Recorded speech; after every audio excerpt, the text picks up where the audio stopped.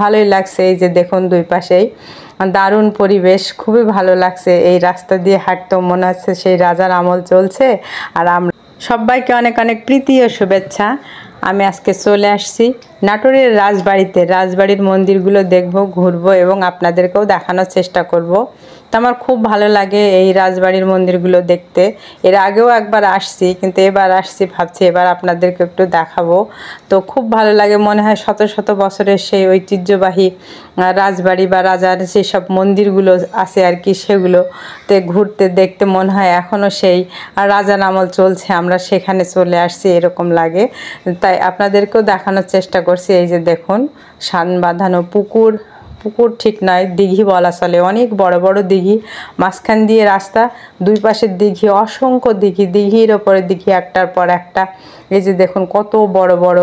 তো আমরা দেখতে দেখতে চলে যাচ্ছি, ভালোই লাগছে। এই যে দেখুন দুই পাশেই দারুণ পরিবেশ, খুবই ভালো লাগছে। এই রাস্তা দিয়ে হাঁটতেও মনে হচ্ছে সেই রাজার আমল চলছে।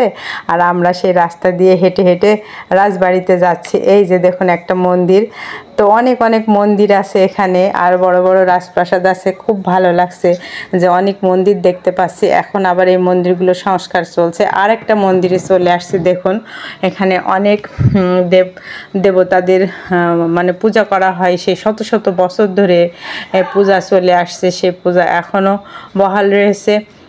সে পুরোহিত মহাশয় এখনও পূজা করেন সেই আগের মতনই, কিন্তু লোকজন এখন কম হয়। তখন রাজার আমল বলে কথা ছিল, তখন মনে হয় আরও অনেক লোকজন আসতো, এখনও আসে। তো আমরা পূজার সময়ে আসতে পারিনি, আসতে একটু দেরি হয়ে গেছে, তারপরেও এসে দেখছি আর কি। খুবই ভালো লাগছে যে দেখতে তো পারছি মন্দির। এই যে দেখুন প্রত্যেকটা মানে সেক্টর আলাদা আলাদা আর কি।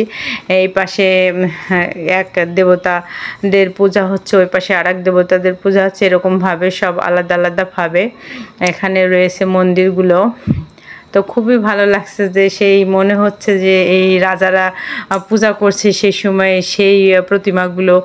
তো খুবই ভালো লাগছে যে বিগ্রহগুলো দেখতে পাচ্ছি আমরা। এই যে দেখুন সেই শত শত বছরের সেই সব কাঠ এখনও দেখতে পাচ্ছেন কত সুন্দরভাবে রয়েছে আর কি সেই বিল্ডিং।